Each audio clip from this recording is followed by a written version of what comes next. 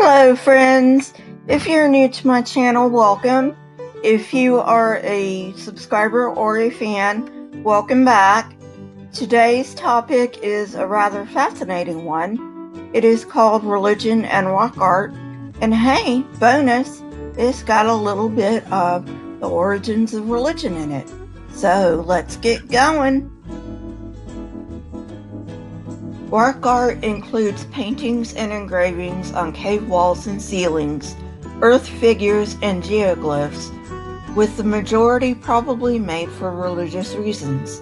This art is restricted in iconography, located in unusual places, and sometimes associated with other ceremonial objects. Ethnographic accounts also attest to religious origins. An ethnographic account, or ethnography, is a scientific description of individual cultures written by anthropologists who have done field work and lived in the culture they are describing. Though the meaning of some prehistoric rock art may differ from known ethnographies, they are our best guide in understanding these cases, if only to avoid putting our own modern Western interpretation on them. Even though rock art has been associated with hunter-gatherer groups, the truth is it was also produced by agrarian and sometimes even state-level societies. Ecstatic states are important to many religions, but especially to shamanistic traditions. Therefore, shamanistic rock art frequently depicts visionary images. Rock art in these cultures was made for a variety of reasons, as well as people other than the shaman, yet all of this rock art can be understood as an attempt at acquisition or manipulation of supernatural powers. Much rock art was produced by shamans following their successful attempts at contacting the supernatural, generally through an animal familiar.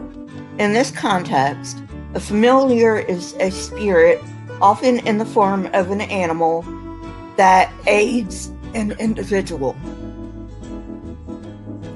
The shaman would then paint or engrave on cave walls after the ASC, depicting their familiar and supernatural experiences.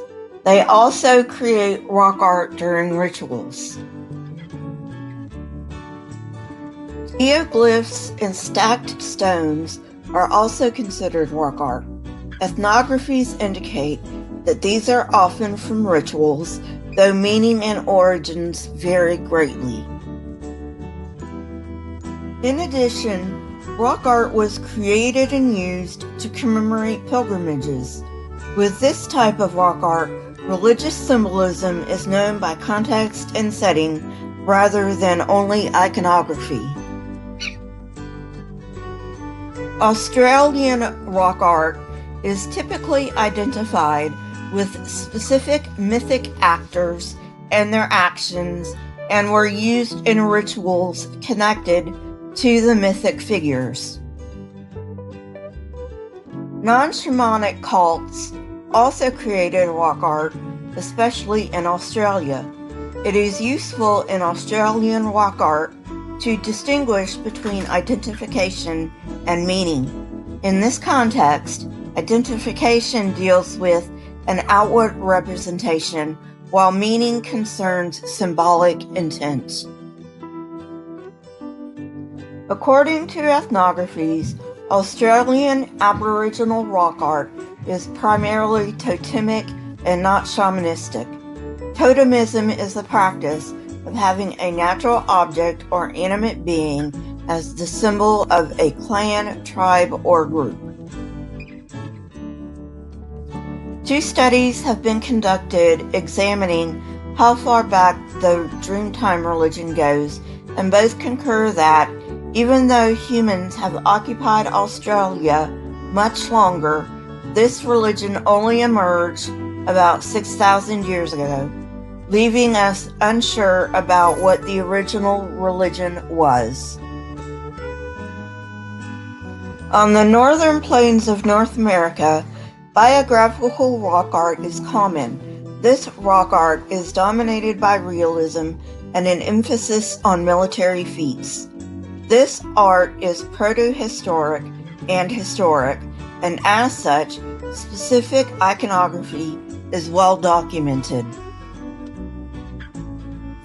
Upper Paleolithic rock art in Europe dates to 10,000 to 36,000 BP and is considered the earliest rock art, as well as perhaps the earliest evidence of systematic ritual.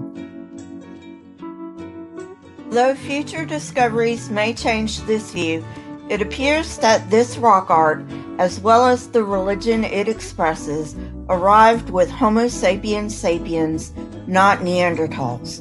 No consensus exists as to what the art means, but evidence has been presented for shamanistic interpretation. Paintings from about 27,000 BP have been found in South Africa but have barely been studied. Partially based on this discovery, the earliest African art and religion is thought to have been shamanistic. Well, friends, we've come to the end of another episode. I hope you've enjoyed it. If you like this content, please hit the like button, press the subscribe button, and if you would like to be notified when I come out with new content, hit the bell next to the subscribe button. My Twitter, Discord, email, and PayPal links are in the description, along with the link to the source that I have used for this show. Thank you for tuning in, and I'll see you next time. Question everything and never be afraid. These are a couple of videos that I have chosen from my library. If you have not watched them, go ahead and watch them and tell me what you think. Leave comments in the comment section.